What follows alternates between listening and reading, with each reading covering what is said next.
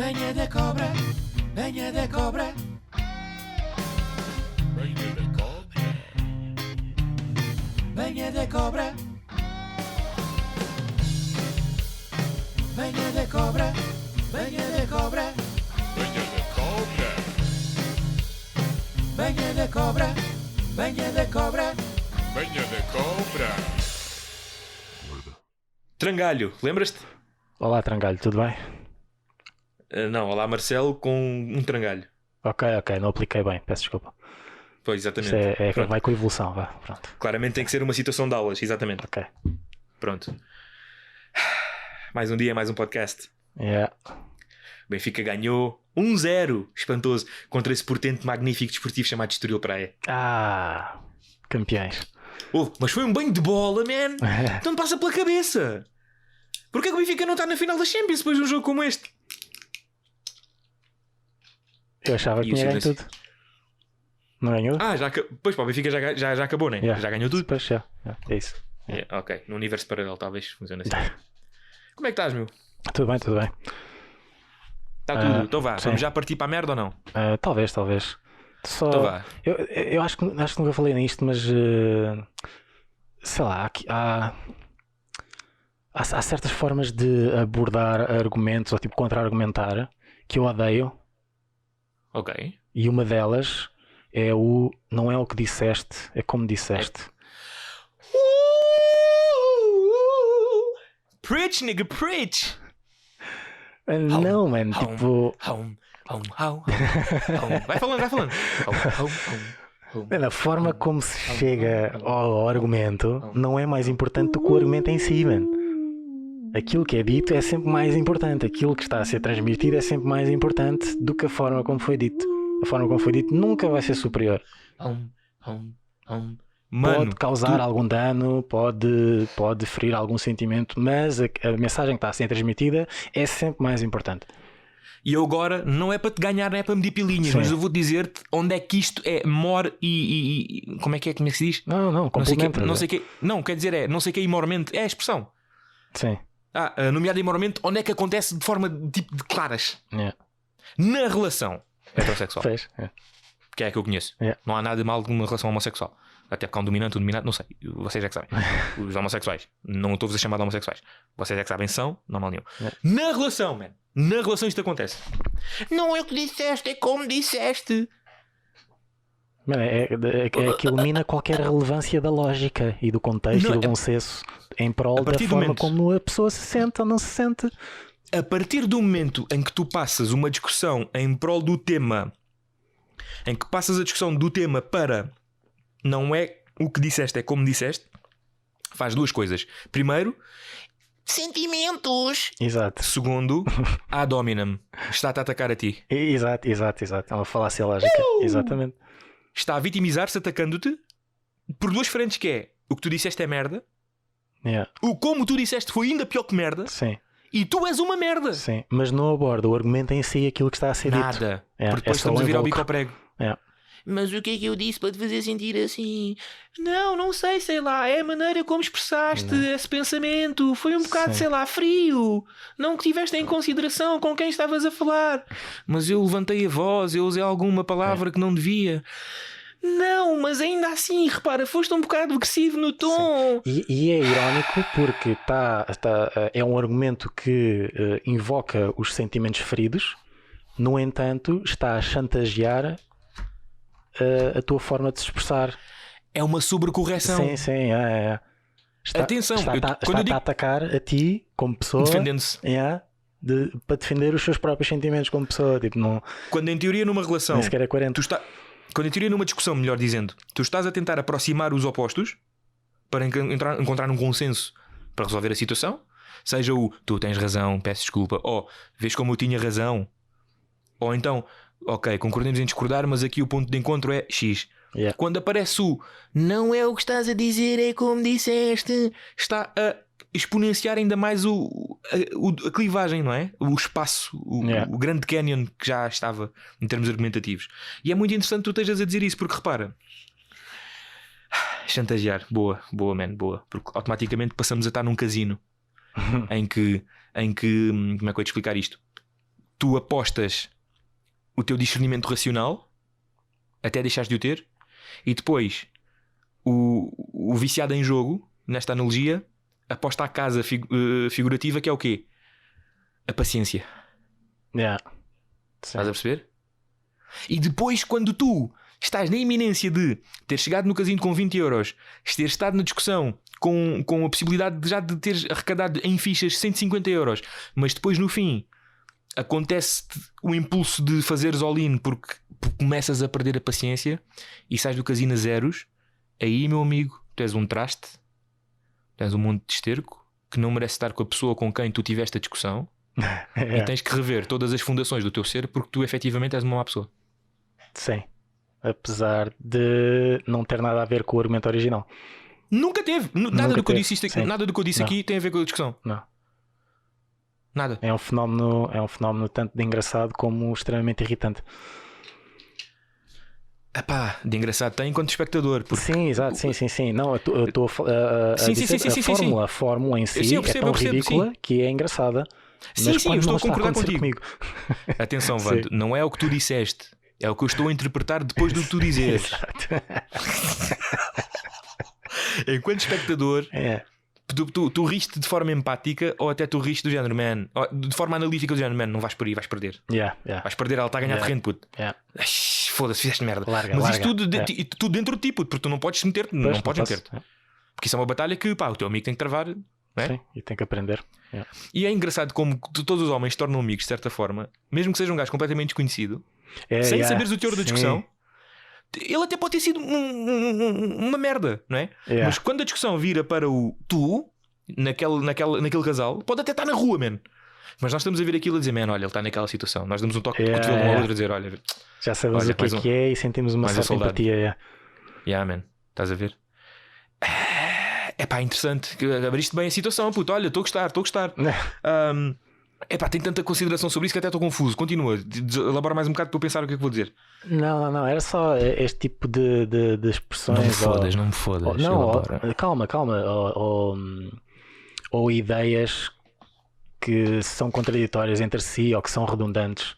Por exemplo, e contraproducentes. Por exemplo, a juventude agora, nomeadamente mais na música da moda, que acaba por ser o rap ou uma forma de rap, não é? Em que a ausência, as melodias agora todas ritmadas, as melodias todas ritmadas e aquelas letras mais básicas ou melódicas e etc, em que a defesa que eles arranjaram para poder sobrepor ou igualar este estilo de música como música é dizer que é outra coisa, é vibe, é sentimento, é vibe. No entanto, sentimento, vibe é a definição de música. Exatamente. Ou seja, não inventaram nada de novo, só lhe deram um novo nome e uma nova roupagem. Vibe é música, man. E música é vibe. Vibe não é uma coisa nova. Vocês não inventaram nada de novo, putos de merda. Vocês não inventaram nada de novo. Eu pensava que tu ias para o que eu estava à espera que tu fosses, mas ainda bem que não foste, porque agora vou eu. Sim, vai tu. Esses miúdos novos de agora que fazem o novo rap ou o hip hop da moda, não é? Que é muito dependente no beat. Muito mais do beat, pá, e 90% do beat. O beat carrega a música. Sim, isso, e não tens absolutamente nada para dizer.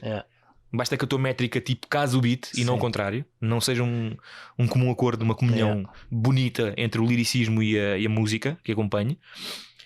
E esses miúdos então são a nova cena de agora. Ou seja, o rap de agora, falando nisso, está muito mais afastado do que é o liricismo, na sua grande vertente comercial, falo neste sentido. Sim, claro. Do que era, pá, há sensivelmente 20 anos atrás, man.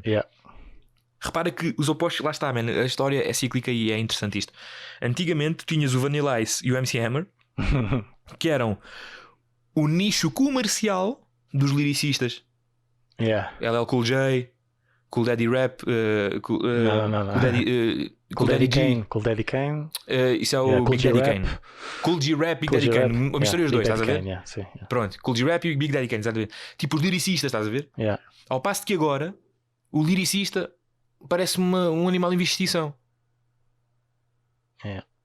Tu encontras, atenção, eu não estou a ser assim tão coisa. Mas tens em termos comerciais, tens de procurar, tipo o Sam da Kid, a malha que ele pôs, o single dele é liricista, é lírico. Quer dizer, os Petas Karaoke é lírico, não é? Mas isto é um álbum de 2006. Que agora para passar na rádio tu tens que tossir, tem que ser o José Marinho que se lembra. Né? Pronto. Agora, isto não tem absolutamente nada a ver com o tema de início, mas pronto, é interessante ver os ciclos comportamentais que têm tendência a aparecer mais agora e que depois vão desaparecendo até que voltes a ter um To Pimp a Butterfly, que voltes a ter um... Pois, agora outros exemplos. Marathon do Nipsey Hussle. Tu voltes a ter um I Decided do Big Sean, percebes? Estamos a falar de álbuns de há 10 anos já. Pois parece que não e já passou há tempo. Puto, nós estamos a ficar velhos num ritmo assoberbadamente rápido. Mas man, isso agora é tipo ok, fazendo o tratamento do rap novo ao tema inicial. Não é como tu dizes, não é o que tu dizes, é como tu dizes. Ou seja, podes estar a dizer pão, mas se o beat for bom e se for a vibe, vai vender e vai ser isso que vai levar as meninas todas aos concertos e não sei o quê, estás a ver? Quando não dizes nada, falas, mas não dizes nada, percebes? É muito interessante como é que isto tresmalha, ou como é que isto é formulaicamente tresmalhado para o mainstream das coisas de consumo. Agora não é o que tu comes, é como tu comes. Pois é muito isso. Tu agora não vais ao mercado, agora tens Uber Eats. Mas o Uber Eats não te traz fruta a casa. Tu tens serviços nicho. Tu podes fazer encomenda de fruta e cabaz e não sei o quê. Mas isso é cenas a nível de Rui Unas, que o Rui Unas mete no Instagram dele para promover. Sim. O mainstream não te faz essas cenas já. O Rui Unas recebe peixe e carne frescas em casa, meu. Tu não, man. Tu se não souberes o que é o talho Nova Era, né? Ou o carnes de loução, passa aqui publicidade. Eu espero que me mandem um chouriço ou dois. Que a minha cena agora é trangalhos. Estás a perceber? É muito interessante como é que isto tresmalha para o mundo real, puto. É muito interessante. Isso foi uma cena, foi uma ponte bué da fixe que tu fizeste aí. Acho que não sei se tinhas essa intenção, mano. Mais ou menos, sim. Não estava bem estruturado. Ok, não é o que disseste, mas é o como disseste. Sim, era muito nisso. Claramente isso reflete-se no hip hop de agora, meu. No hip hop mainstream de agora. Sim. Eu dou por mim, eu dou por mim a ver o Papillon em tipo rádios tipo Vodafone FM a passar música em que ele canta. Ele agora está numa fase mais melódica. Em que ele canta hooks de amor. Tipo, não tem nada contra isso. Apenas não é a minha praia. Apenas não é a minha praia. Agora, se é mau ou se é bom, é um bocado mais subjetivo. Até porque eu tinha que me propor a ouvir com ouvidos de ouvir de forma isenta. Exato, não é?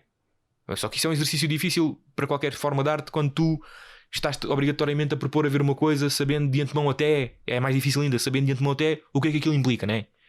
Mas pronto, tirando isso, o Papillon é um puto lírico da nova escola. Grog Nation é relativamente novo. Tem quê? 6 anos de carreira, nem tanto? Não, tem 10. Grog Nation já tem 10 anos? Já fizeram 10, já. Mano. Se bem que se contares com trabalhos editados, né, acho que são só 8, porque a primeira mixtape é de 2012. Mas acho que eles formaram-se em 2010, se não me engano. Mas aqui ninguém é o teu professor de matemática. 8 anos para mim é 10. Pronto, é isso, já. Pronto, está-se bem. Tu por mim passavas. Está-se bem, fixe. Pronto, está-se bem, tranquilo. Mas já estão bem. Mano, isso é fascinante, mano. Isso é fascinante. Em que outras esferas da sociedade? Em que outras esferas da sociedade? Meu amigo, em que outras esferas da sociedade não é o que dizes, é como tu dizes? Cultura woke. Pois é. É mesmo isso, é a definição. Pois é, também queria fazer essa ponte. Vando, queres ir por aí? Vamos por aí, puto. Vamos. Let's go. Man, a cultura woke, mais do que nunca, quer potenciar a liberdade individual dos indivíduos considerados minorias pelo policiamento do discurso. Olha o contrassenso. Aqui já não é o como dizes, é o como dizes até eu perceber o que é que estás a dizer para que não digas nada. Mano, o que é isto? Ou és livre de dizeres o que quiseres, desde que seja esta lista que eu te dei agora.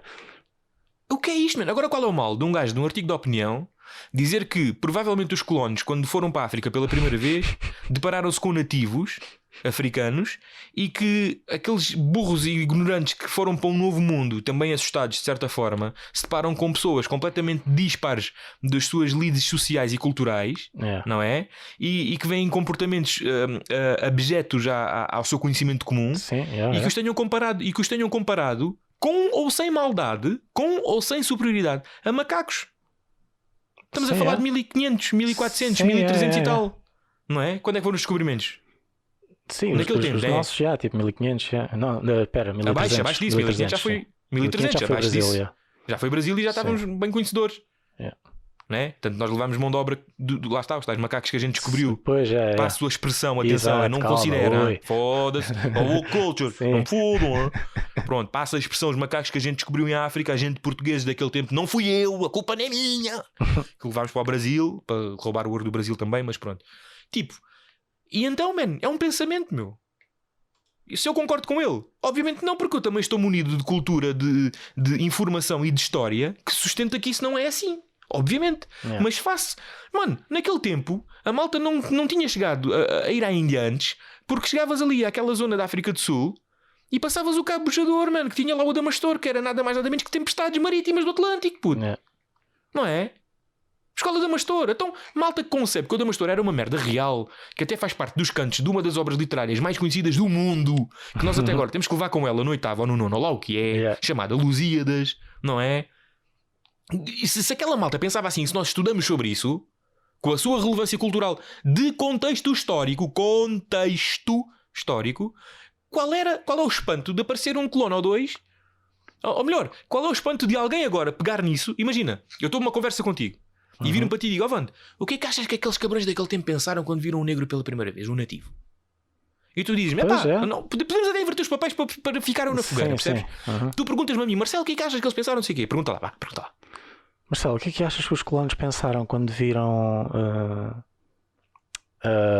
novas pessoas com outras características ou outra fisionomia noutros continentes?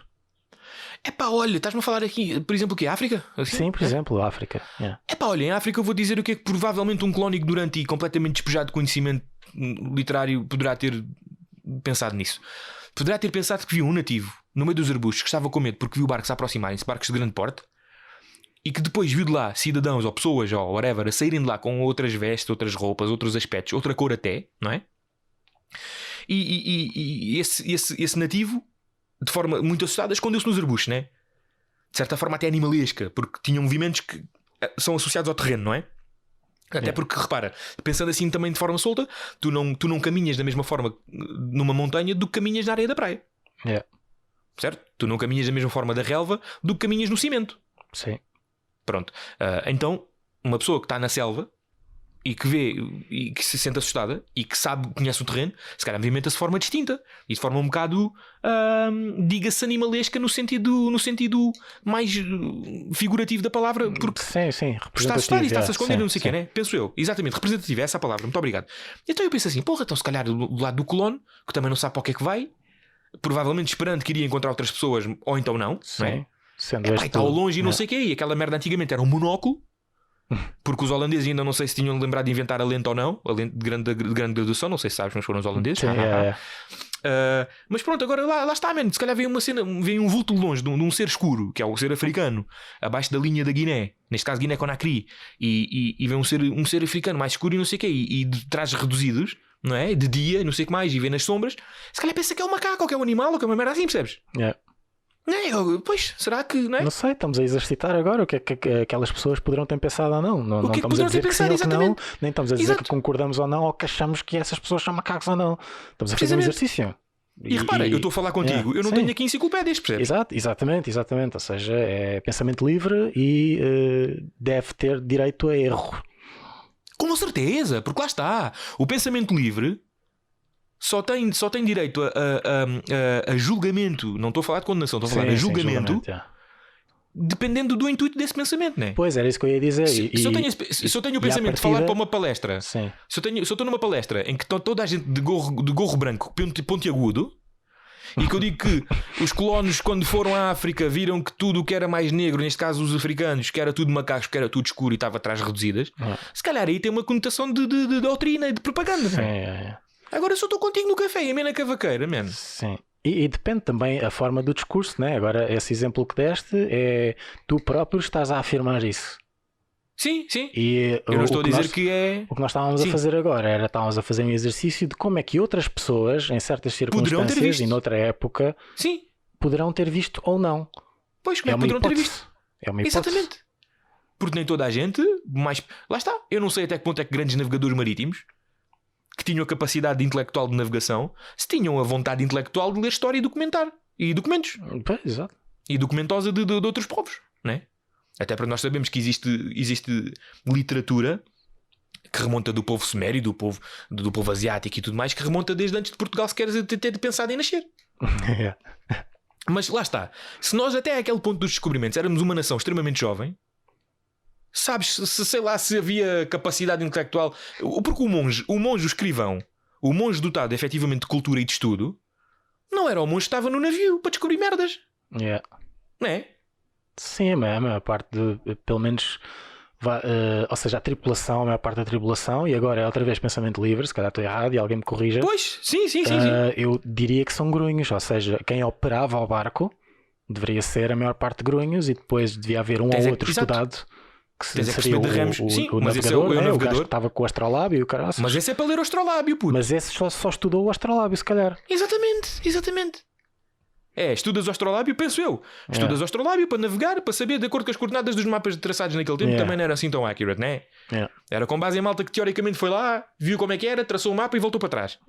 Certo? Sim, eles navegavam nessa altura também junto à costa, que é para não se perderem. Exatamente, pronto. E entretanto o que acontece da minha percepção também é o quê? Um gajo que, o grunho tem que saber de remos, outro grunho tem que saber de velas, outro grunho tem que saber de reparar o barco, o navio, não é? O navegante lá está, man. Tu não tinhas lá na altura um consultor de GRH para a inclusão social. Acho que era a última coisa que aquele povo naquele tempo estava preocupado. Acho que naquele tempo a malta estava mais preocupada em não morrer de gripe aos 30. Pois, exato. Não é? Mas lá está, isto é tudo a minha percepção, puto. Na altura se calhar a gente até tinha. Lá está, na altura se calhar o escorbuto, vamos a descobrir agora com base em documentos que o escorbuto era uma mentira, que o escorbuto foi uma situação para nos indoctrinar a comer laranja, porque nós produzimos demasiada laranja no mundo, não é? E que passa tudo por uma mentira, à semelhança de que a Terra é plana, na verdade, não é? Percebes? Pode ser uma grande cabala isto tudo. Pois, exato. Mas lá está, mano. Quando um gajo se senta para pensar o que é que outros poderão ter pensado, eu não vejo desonestidade intelectual aí, dependendo do objetivo desse exercício. Sim, também, dependendo do objetivo, sim. Mas se só estás a tentar perceber a motivação de outras pessoas, obviamente que vais ter que ir para sítios que podes concordar ou não, né? Mas tens que tentar perceber essa motivação. Até porque, repara, neste contexto em que eu estou-te a dizer, tu vires para mim e perguntas-me isto e eu respondo-te aquilo, não é? Agora que eu pergunto assim, então, mas mano, porquê queres saber isso? E tu? Pois, não, por nada, querido. Estou curioso? Estou curioso, Pronto. Fim de papo. Exato. Fim de papo. Pronto. Agora, o que é que tu pegas dessa informação aí e fazes com ela? Imagina, agora viras para a CMTV e dizes: o Marcelo disse-me em confidência que achava que os negros encontrados pelos navegadores eram todos macacos e animais e por sua vez tinham que ser escravizados porque eram mão de obra. Não foi nada disso que tu disseste, mas pronto. Não, foi, mas depois tu pegaste nisso e deste um contexto que não é o real. Pois certo? É isso, ou seja, tu disseste as palavras, mas elas não significavam isso. Exatamente. Ou seja, não eram as tuas ideias, eram um exercício das ideias de outras pessoas.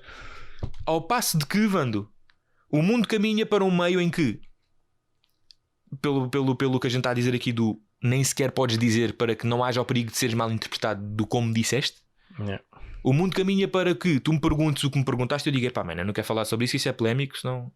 Pois, as pessoas até têm medo de falar das coisas porque só o assunto em si já é proibido. Já não se pode discutir o assunto. Exatamente. Há assuntos, lá está, man, mas depois isto é como tu estás a perceber. Tu não podes pegar num exemplo isolado e extrapolar para o todo, porque isso é altamente desonesto intelectualmente. Tu não podes pegar, por exemplo, num assunto que é o racismo, em que eu acho que tem que se considerar uniformemente mau, mas não é pelo facto de tu falares do racismo, ou neste caso não é pelo facto de considerares que o racismo é mau e que tu encontras um merdas que consiga tentar fazer o exercício lógico de que o racismo não é assim tão grave ou não é assim tão mau ou até é bom, que tu podes pegar no exemplo desse gajo e dizer que esse gajo e por sua vez pessoas daquele grupo desse gajo e por sua vez toda a árvore genealógica desse gajo e o país desse gajo e o continente desse gajo e o mundo desse gajo não pode falar sobre o racismo. Estás a perceber? Sim, de repente está toda a gente associada a ele, está proibida de falar. E à escala mundial, planetária, Pronto, o que é desses paralímpicos que têm que aprender matemática racista para nos peidar daqui para fora, puto. Meu Deus, mano. Porra, é que agora estamos assim, chaval. Pronto. E atenção, é livre, quem tiver o tempo livre, de pegar num pensamento desses, do que é que poderá certa pessoa ter pensado naquele tempo que não tem nada a ver com nada, e é livre de discordar e de crucificar e não sei o quê. Mas também, por sua vez, quem tiver o reparo de perceber que se calhar não é bem assim, é livre de também fazer o contraditório. E está tudo bem. Nunca na vida eu posso discordar de ti, sustentando, obviamente. Aliás, até posso dizer o seguinte, Wanda, imagina. Fala comigo sobre o Benfica. O Benfica está uma merda. Não sei o quê. Vá. Então, Marcelo, e este Benfica está uma merda, mano. É assim, Wanda, é assim. O Benfica é um tema que me é muito querido e estás-me a ofender com esse tipo de afirmação. E se calhar eu não quero falar contigo sobre isso pelo bem da nossa amizade. Ok. Está feito. Pronto, está fechado. Está feito. Ou eu ofendo-me contigo, ou eu tenho a racionalidade de parar antes de me ofender contigo e de esclarecer. Sim, mas muitas pessoas nem sequer têm essa clarividência. E atenção, e atenção que eu não estou aqui a dizer que obrigatoriamente a palavra ofender é tipo o Carme a Trindade.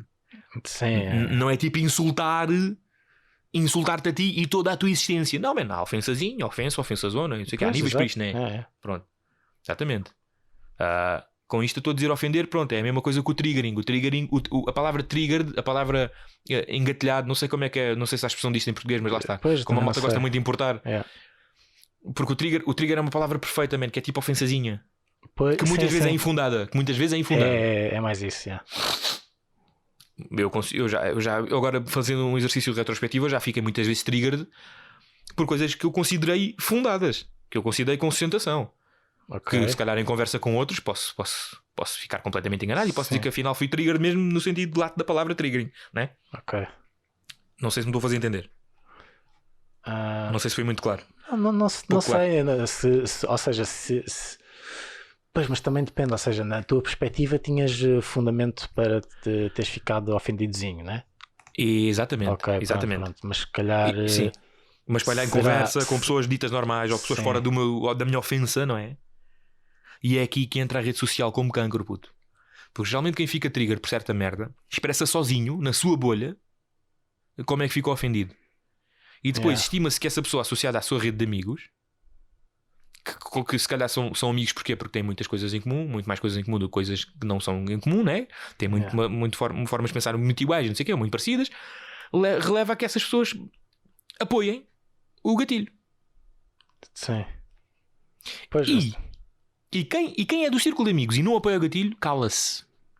Porque não quer sair, não quer ser excluído do grupo. Sim, porque só o facto de teres uma ideia um bocadinho diferente já vai querer dizer que apoias o oposto. Imagina, tu ficas uma coisa que te deixe trigado, assim de repente, uma coisa, uma merda tipo nada, que te deixe trigado. Dá lá um exemplo. Isso agora hoje em dia é difícil. O teu exemplo, uma merda, tipo, sei lá, com uma comida que tu, olha, choca-pique com leite quente. Já sei. Pôr frutos secos na mousse de chocolate. Pois assim, então um mau exemplo, porque eu também não vou nessa merda. Mas pronto, vamos partir do princípio.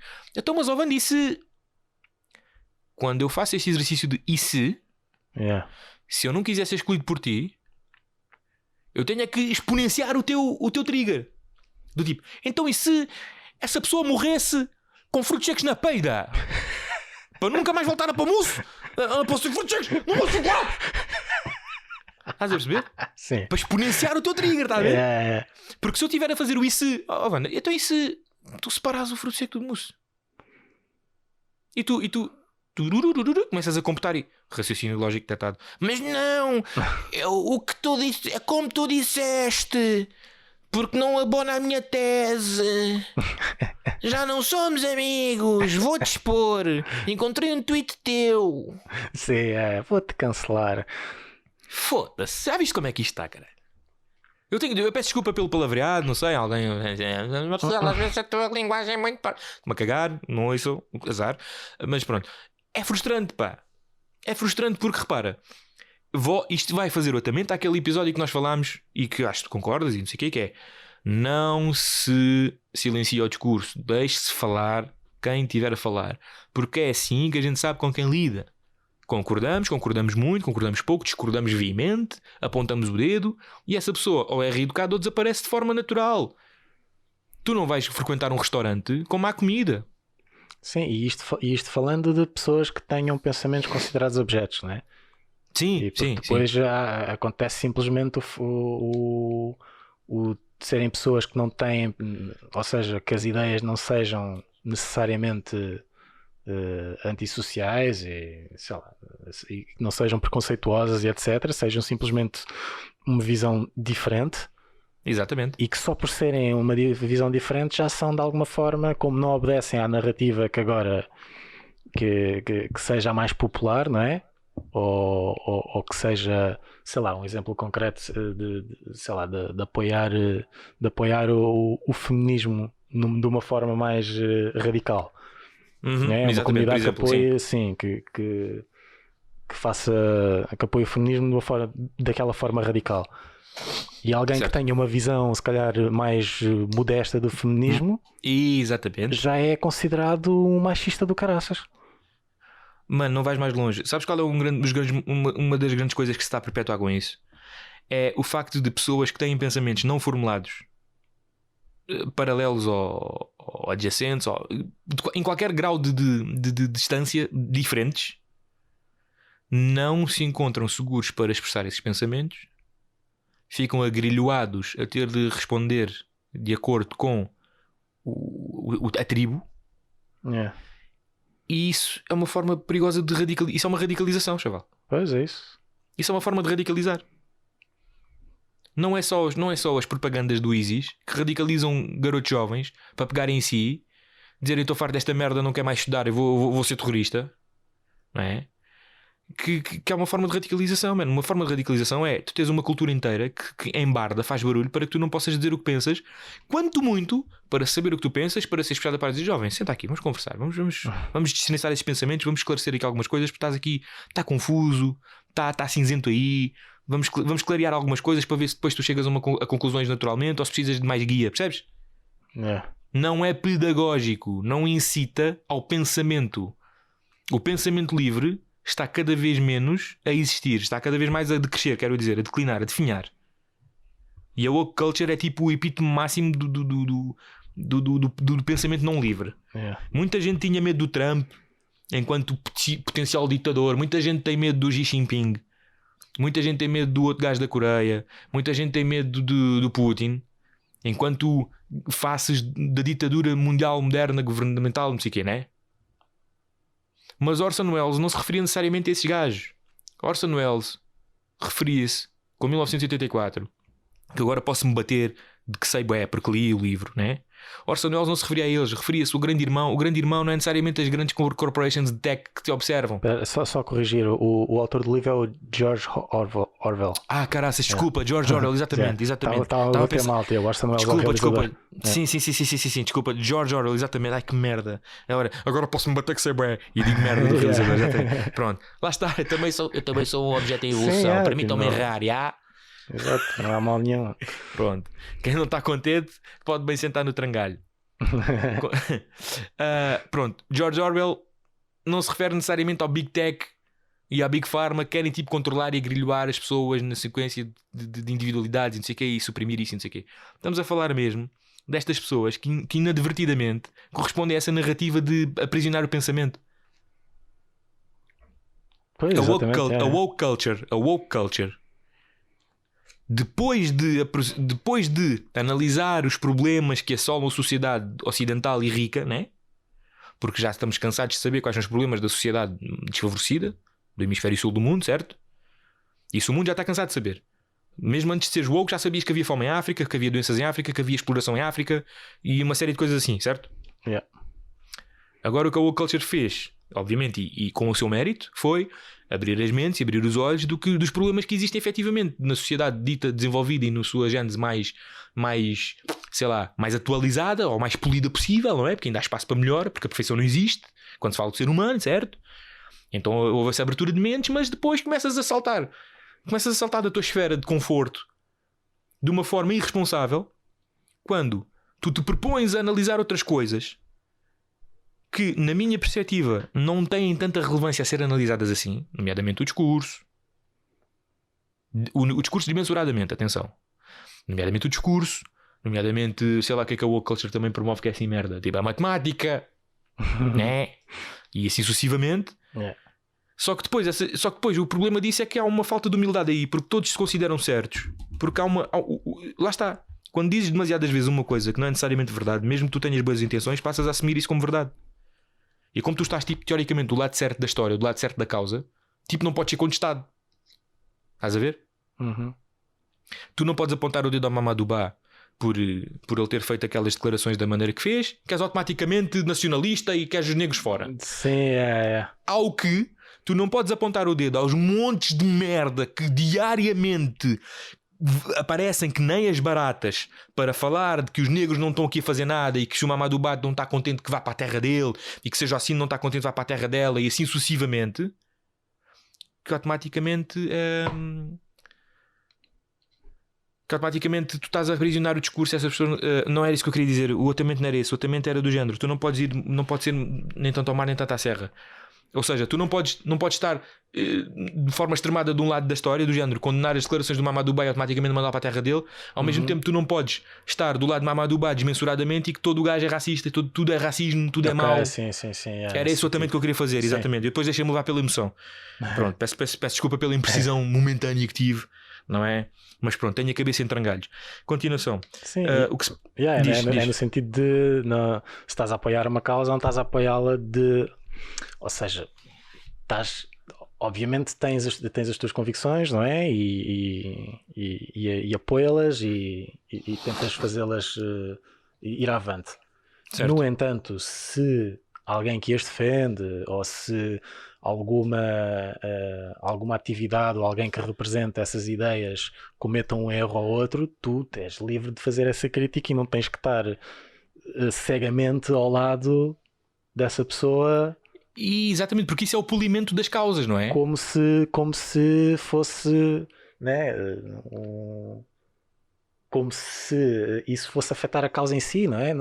É muito estranho, mano. Olha, é muito interessante isso que estás a dizer. Eu tenho a perfeita analogia para isso. Lá está, tive tempo a pensar enquanto entrevisto e muito obrigado. Eu agora ando numa aventura pessoal de fingir que sou trolha e tenho aprendido muito sobre construção civil. Pronto, okay. O contexto não é necessário. Apenas tenho tempo livre e para não masturbar, pronto, vou para as obras. E o que acontece é o seguinte: há uma situação muito interessante de acordo com o que estás a dizer e que eu acho que é a analogia perfeita. Há uma situação lá na obra em que eu estou em que há uma estrutura sustentada por barrotes de madeira e os barrotes são muito antigos, têm décadas de idade, não é? E o que acontece é que existe madeira podre nesses barrotes, partes podres desses barrotes. O que acontece é que a estrutura começa a ficar mais fraca à medida que o que a sustenta enfraquece também. É muito interessante perceber que o barrote ainda tem parte boa, nomeadamente caminhando mais para o núcleo do barrote, mais para o centro do barrote, quando à volta está tudo podre e já está tipo a esfarelar, estás a ver? Sim. Então o que é que acontece? Tu começas a tirar o farelo mau do barrote e percebes o que é que pode estar ali, que se aproveita, desculpa, mais uma vez, que se aproveita. E das duas uma, ou foi só um bocadinho e o barrote ainda se aguenta ali firme, ou é um bocadinho mais e se calhar já tens que reforçar o barrote com outras peças novas que funcionam em prol da sustentação do barrote para a estrutura, ou então tens que substituir o barrote todo, não descurando que aquele barrote teve aquela função até aquele tempo e que o próximo barrote que for para lá vai ter a mesma função de forma fortalecida e mais rejuvenescida. E isto acho que assenta que nem uma luva para o que é o conceito de trabalhar em prol de uma causa ou ter uma opinião positiva em relação a uma causa. Percebes? Em que o barrote é a sustentação do pensamento que motiva essa causa, do ativismo. As partes podres do barrote são pronto, as partes podres do barrote são a parte imperfeita humana que envolve esse ativismo, que comete imprecisões, que comete erros que são condenáveis e são efetivamente trabalhados sobre para que não volte a acontecer e para que se afine outra vez. Sim, e que essa afinação e essa condenação deve ser feita, não é? E deve ser feita, ou seja, volta e meia, lá está. Deve ser escondida, esta obra está a acontecer, Yeah. esta obra está a acontecer, volta e meia tem que se lá ver o que é que está a passar com o passar do tempo para ver se tem que reforçar ou não. Exatamente. E o reforço do barrote mais jovem. Sim, e o facto de fazer essa condenação não quer dizer que estás contra a causa de repente. Precisamente, ou seja, estás contra aquele pequeno elemento que não está a fazer bem à causa. Precisamente, mano. Eu, pelo facto do barrote estar com partes podres, não quero automaticamente pegar fogo ao barrote todo. Pois, exato. Não quero que a casa vá abaixo. Então o policiamento do discurso passa pelo quê? Passa por pessoal, porque se calhar eu não sequer ter acesso ao telhado para perceber que o telhado está a ficar podre na estrutura? Uau, isto agora ficou deep. Eu estou a achar. Não, estou a achar admirável da tua parte teres dito tantas vezes barrote e não trangalho. Em prol da analogia. Porque um trangalho é o sempre ao trambolho. Um trangalho é um bocado de árvore, é um bocado lá está, não corresponde. Ok. Não, é só porque barrote é giro e poderia ser. Mas pronto, mas efetivamente numa situação de floresta as pessoas podem sentar no trangalho, que isto não é uma situação sexual. Ok. Pronto, por isso é que lá está a linguística, a precisão de linguística. Mas pronto, barrote. Yeah. Mas pá, eu acho que pronto, eu considero que esta analogia é um bocado à prova de intempérie. até porque acho que assenta. Tens mais alguma consideração sobre a cultura woke? Que isto é uma coisa que dá para vários podcasts e a gente só está a pegar no início. Vamos já falar que só estamos a pegar no início. Sim, nós vamos pegando neste de vez em quando, em pequenos pormenores. Sim, e a gente vai pegar mesmo em acontecimentos específicos. Sim, que vamos nos lembrando de alguns que envolvem isto da woke culture e do social justice warrior e assim sucessivamente. Eu e o Ivan temos aqui uma situação em série para promover que vai sendo falada ao longo de vários episódios. Mas eu acho que agora, pegando neste tema do barrote e das obras e não sei o que, eu tenho o ponto perfeito para o próximo tema. Não sei se estou... Posso? Não, sim, podes. Pronto, como estou-te a dizer, eu estou nesta situação de obra e estou tipo aprendiz. O aprendiz geralmente ao trolho é o gajo que faz o trabalho mais chato, que é lidar com entulho, lidar com limpeza, lidar com reparações pequenas, intervenções pequenas, coisas de muito pouca responsabilidade para haver muito pouco erro, não é? Uhum. Então eu tenho aprendido imenso com o entulho, sabes? Com o entulho? Sim, entulho.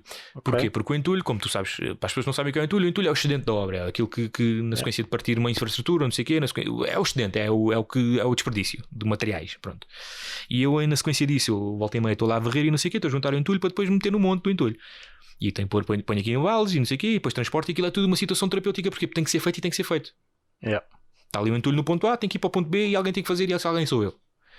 Não há maneira de contornar isto. Isto é uma forma de humildade também da minha parte, porque lá está, eu estou a estudar para uma situação completamente diferente disto. Não estou a desmerecer obras, eu respeito imenso quem trabalha nas obras, até porque é uma área que dá bastante dinheiro, só que é um bocado instável. É tipo um chefe de cozinha. É engraçado isto. Mas o que o entulho me tem ensinado, por exemplo, na sequência de ciência de materiais, tem-me ensinado, por exemplo, a entender mais o conceito da união faz a força, como se isso não fosse uma coisa que eu já deveria estar cansado de entender já nos meus 30 anos de idade. Porquê? Porque eu quando ponho o entulho no balde, eu recolho com uma pá, e é uma coisa interessante que acontece. Quando eu estou a varrer o entulho para um montinho, levanta-se uma nuvem de pó. Porquê? Porque eu estou a alimentar aquelas partículas todas com ar, e depois as partículas, como são muito pequenas e são leves, o ar que está na divisão faz com que aquilo fique muito inerte e suspenso por algum tempo. Até que assente, não é? Demora bem a assentar. E malta, estou a definir pó. Lidem. Mas eu quando estou a meter o entulho pela pá ao balde, como está tudo juntinho, está tudo assente e não sei o quê, está tudo compacto e tem pouco ar entre as partículas, vai tudo mais rapidamente e mais diretamente para o balde. E facilita todo o processo. E, ou seja, há um trabalho de união por parte do pó que deixa de o ser e é mais compacto, é mais denso, vai para o balde e assim sucessivamente facilita o meu trabalho. A união faz a força. E isto é uma das pequenas considerações que eu tirei daqui, mas isto não é o tema que eu quero lançar. Okay. Sim, pó. Okay. O que eu quero lançar aqui é que eu entendi que isto, na sequência do duche depois da obra, entendi o seguinte: eu estou numa situação de demolição neste momento, para depois fazer uma reconstrução.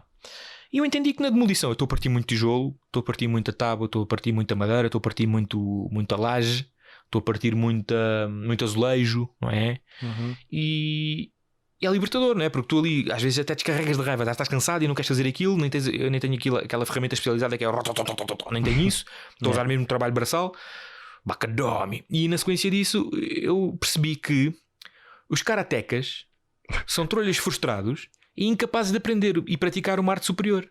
Uma arte marcial superior. Mas qual é a correlação aqui? Ok, mano, a correlação é o quê? Das exibições de artes marciais, a que eu conheço mais comum, que faz a prática de partir tijolos e madeira, é uma de duas. Que é a que eu quero falar, que é o karateka. A outra é o taekwondo. Ok. No taekwondo eles gostam muito de dar pontapés e grandes turbilhões e não sei o quê, mas que partem contra placados com a espessura para aí de 2mm só para fazer o impacto. É que eu acho que o mais incomodativo numa demonstração artística de taekwondo é mesmo se tiveres a lasca entre a unha e o dedo. Yeah. Mas as demonstrações são diferentes do desporto de combate, não são?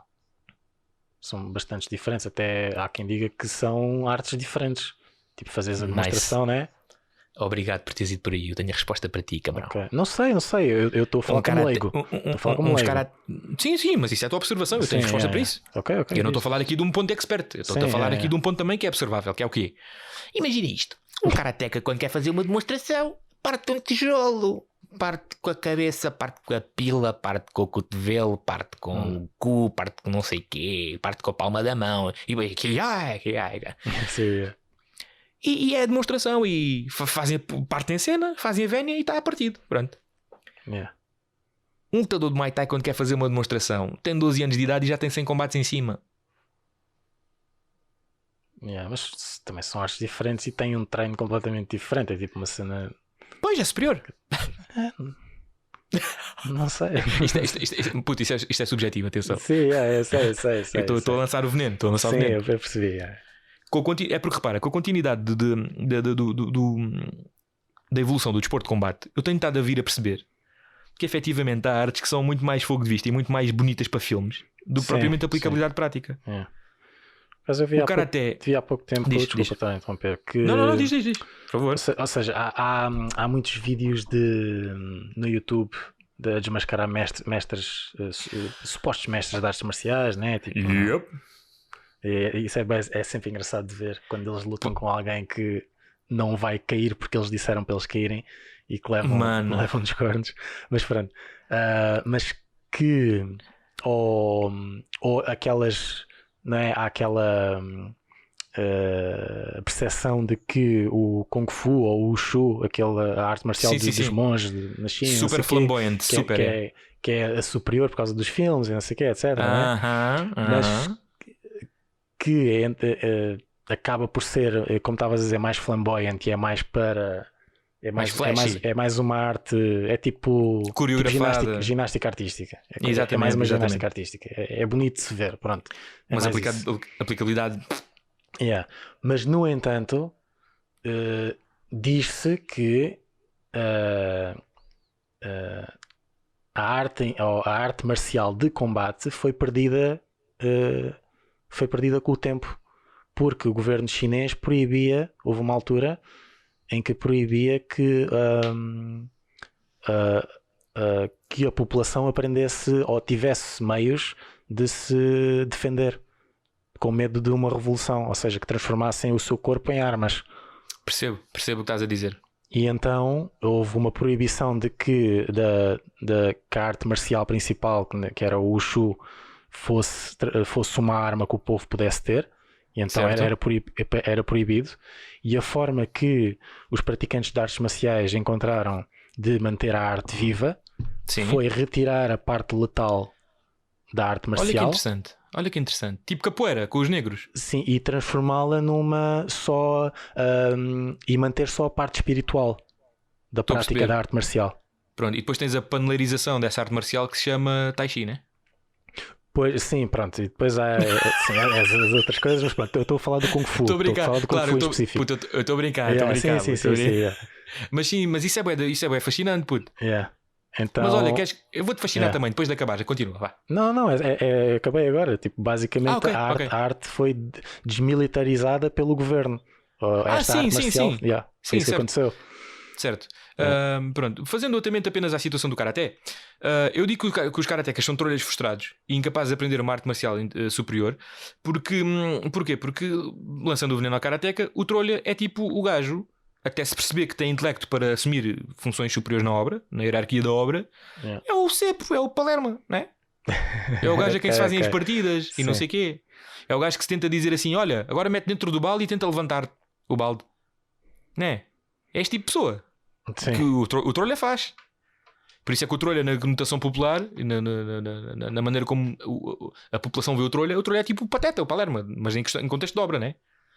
Até o próprio nome, até a própria fonética de trolha é tipo trolha. É assim, tipo engraçadote. Não é uma coisa imponente, não é um nome assim imponente, tipo pedreiro, mestre de obras, encarregado, carpinta, marceneiro. Estás a ver? Não uma palavra que enche a boca, não é? Se calhar também é suspeito, porque repara, nós sabemos o que é que as outras significam, não é? Não sei se me estou a fazer entender. Quando eu vejo o teu silêncio a acontecer é porque se calhar não estou a explicar bem ou não está a bater o ponto. Não, estou só a processar aquilo que estás a dizer. Ok, pronto, tudo bem. Eu não gosto de me sentir sozinho, estás a ver? É a maneira de como tu não respiras. Desculpa. Espero ter-te deixado mais confortável. Sexo no microfone não, por favor. Mas pronto, isto é só para lançar o veneno em relação ao Karaté, porque pronto, eu considero uma arte marcial inferior. Ok, mas mesmo o Karaté, tens várias formas de Karaté. Sim, tens só uma, né? Tens tipo sim, exatamente. Mas ainda Goju assim, Ryu, Kyokushin, Shotokan, exatamente. Supostamente o Kyokushin é mais útil em combate, dizem. Exatamente, era o que eu ia dizer. Todo o gajo de Point Karate e que depois transmalhou para MMA ou não, com ou sem sucesso, vem da escola do Kyokushin. Por exemplo, tens o grande campeão de kickbox chamado Sammy Shield, que pesa também, que tinha pai 2,10 m. Vou ver já, que eu vi este gajo na internet há pouco tempo. Shield, Sammy Shield, porra, Shield. O Sammy Shield pesa os seus 2,12 m e o seu peso de 116 kg, que é campeão de Kyokushin e depois foi dominar tudo naquele tempo no K1. É um grande lendário, porque parece que não tinha de jeito nenhum. Era um gajo super latagão, tipo matacão e tudo. Não tinha qualquer tipo de aparente mobilidade, mas depois batia tudo e todos. Até fazia, lá está, é um big guy que fazia bem valer a sua envergadura com técnica e competência de golpe, não é? Okay. E obviamente ele vem de Kyokushin. Portanto, isto que eu estou a dizer é uma completa balela super parcial, só para lançar o veneno e discussão. Até porque aparentemente eu considero o Karaté inferior, enfim. Mas nem vamos falar de coisas tipo Aikido e assim, porque isso é mais. Pois é. Ninguém no Aikido dá um estalo a alguém e parte o nariz, tá bem? Isso é só nos filmes do Steven Seagal. Pois é, aquilo é que a arte foi completamente banalizada e exagerada para uma coisa que não faz, mano, de todo. Mas até agora o sacana supostamente tem um princípio base legítimo. Pois é. Do desequilíbrio e etc. Tipo, sim. E usas o centro de gravidade e não sei o quê, pronto. Mas não é uma arte marcial completa. Pois não, até porque o Aikido tem faz aplicabilidades para usar depois com outras artes marciais. Até porque o Aikido, pese-se quem ouvir isto e que saiba efetivamente o contexto histórico da criação destas artes marciais, eu acho que o Aikido é uma das 2 ou 3 artes que se complementam entre si para, neste caso, defender o samurai quando não estava com a sua espada. Sim, também. Em que tens o Aikido, que é a arte em pé. Uhum. Depois tens o Jujutsu, que é a arte no chão. E tens o Judo, que efetivamente foi o Jingoro Kano que criou através do Jujutsu, que depois evoluiu para Jiu-Jitsu e depois foi levado para o Brasil, porque houve um japonês que ensinou ao Hélio Gracie o que era não sei o quê. E depois o Hélio Gracie é que fez daquele negócio, porque ele era um vendedor ambulante e não sei o quê. Depois evoluiu para Brazilian Jiu-Jitsu, o vulgo Jiu-Jitsu brasileiro, o BJJ, como nós conhecemos. Pronto, acho que isto era uma da complementação de uma das 2 ou 3 artes que complementavam a arte de mão nua do samurai quando não tinha acesso à espada ou quando não tinha a espada. Pronto. Portanto, sim, elas têm todas um princípio e aplicabilidade que existem, só que depois foram, eu não vou dizer desvirtuadas necessariamente, acho que vai de caso a caso, mas foram revistas ou reinventadas para a sua prática, efetivamente, porque se retira um contexto disciplinar, filosófico, técnico e atlético daí, não é? Pronto, então pronto. Só para esclarecer, porque lá está, não tenho necessário desprezo por nenhuma arte marcial a não ser as fraudes. Sim, pois, exato, é mais as fraudes que causam algum. Mas aí as fraudes, lá está, tecnicamente não praticam arte marcial, porque arte marcial é uma pois, coisa. Exato. Sim. Pronto, isto agora é uma questão de semântica. Pois. É semântica, exatamente. Mas pronto, era só para dizer que os karatecas, como gostam de partir coisas, só pode ser a explicação de eles estarem frustrados porque são trolhas na obra e depois, estou farto de carregar em tudo, então o que é que eu vou fazer? Vou vestir o meu kimono e vou partir tábua para mostrar ao material quem é que manda. Mr. Miyagi no caralho. Porque bird don't hit back. Não bate uma pinóia que eu estou farto de me levar com cascalho e com lascas na cara quando estou a cortar as coisas na obra, que eu sou aurro e sou trolha e só uso martelo e serra. E não uso óculos porque eu sou homem. Quais equipamentos de proteção individual? Que é isso? Há maricas ali. Não, há homem ali. Pronto, estás a ver? Esse é só o ponto que eu queria fazer. Tipo. Excelente ponto, realmente. Ainda bem que foi feito.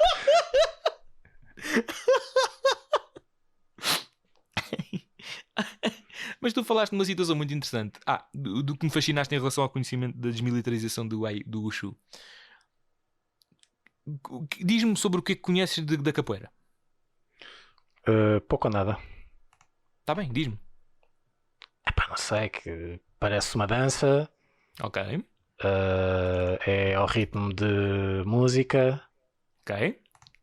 E é sempre que eu vejo é sempre uma coreografia. Certo. Tipo lenta, Sabes o porquê? Agora pode estar relacionado com tipo festas, danças dos antigos escravos. Não sei quais são as origens. Estou tipo, pronto, pensamento livre agora. Posso ter dito mais neira, não sei, não me interessa. Mas só espero que tu fales. Só espero que tu fales para te fascinar. Diz-te, fascina-me.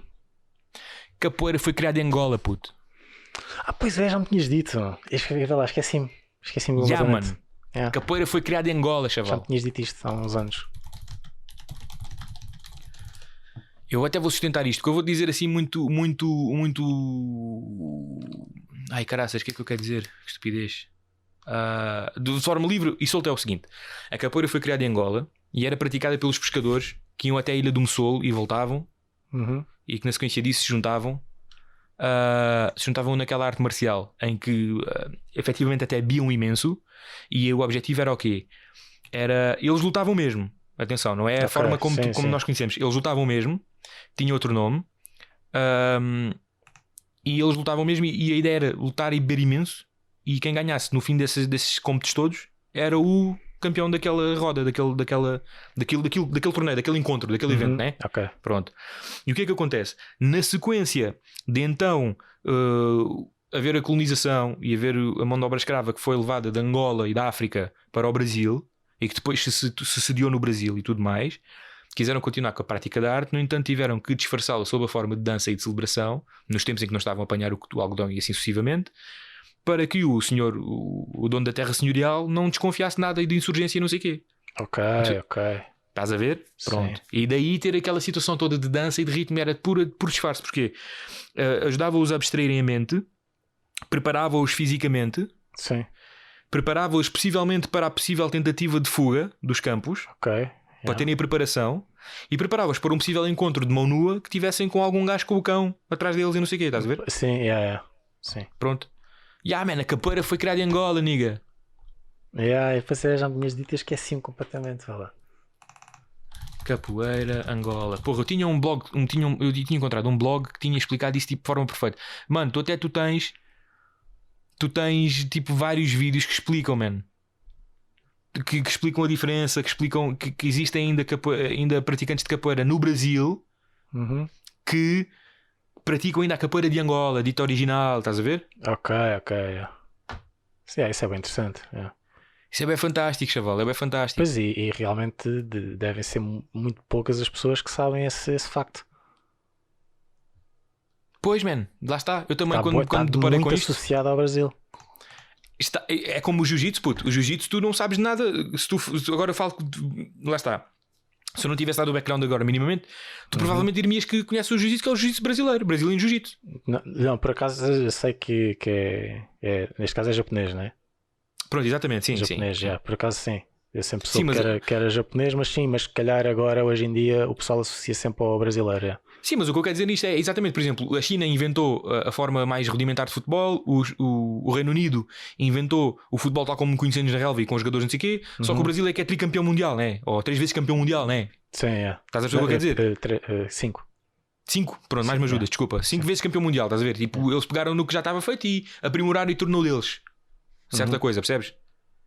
É como aqueles fenómenos de marketing, por exemplo, tu quando pedes, antigamente, né? Tu não pedes emprestado o Burbequim, pedes emprestado o Black & Decker, estás a ver? Exato, a Gillette. Tu não pedes emprestado, exato, tu não pedes emprestado a marmita, pedes emprestado o Tupperware. Pois é. Estás a perceber? Pronto, esses fenómenos de que uma coisa torna-se tão grande a ponto de abafar o nome original, o substantivo original dessa coisa, estás a ver? Sim, pois é. Aqui eu estou a querer transportar isso, mas neste caso na cultura de arte marcial. Tipo, o jiu-jitsu brasileiro ficou tão grande que não abafa historicamente o jiu-jitsu, obviamente, o jiu-jitsu japonês, mas é a cena. Para quem te perguntes e que sabe minimamente de desportos de combate e que veja minimamente o UFC e que sabe o que é o jiu-jitsu brasileiro, vai remeter ao jiu-jitsu brasileiro, não vai remeter ao jiu-jitsu japonês. Exato. Pois é, tu agora, sim, tens razão. É isso que eu quero dizer, percebes? É aí que eu quero chegar. É a mesma coisa que a capoeira. A capoeira tornou-se brasileira, percebes? Exato, tornou-se brasileira, é isso mesmo. Pela cultura geral, estás a ver? Só que foi criado em Angola, puto. E agora estou a lançar aqui o facto para fascinar o pessoal. Tipo, meu Deus! É bem interessante, mano. É fixe saber-se. E não é apropriação cultural. Ou é? Tecnicamente não, porque quem levou a capoeira para o Brasil foram os angolanos. Exatamente. É que aí nem dava, chaval, nem dava. Aí não tinhas maneira, mano. Não, mas o facto de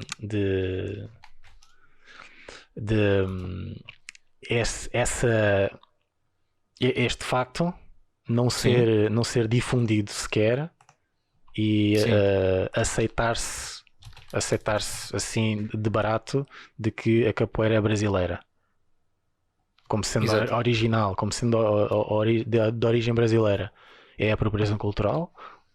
É uma pergunta mesmo, eu não estou a dizer que é ou não. Desculpa, deixa-me repetir a pergunta. O facto de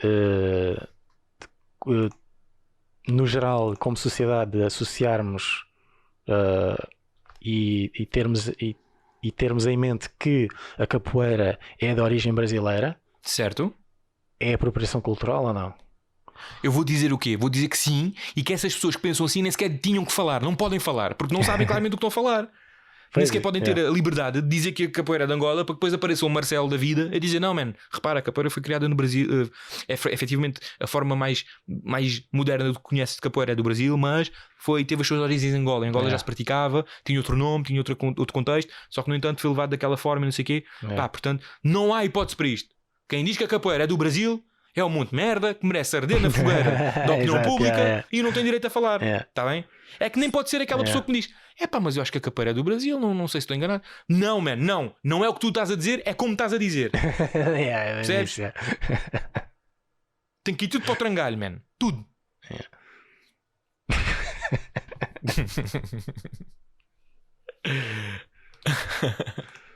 Pronto, man. Tranquilo.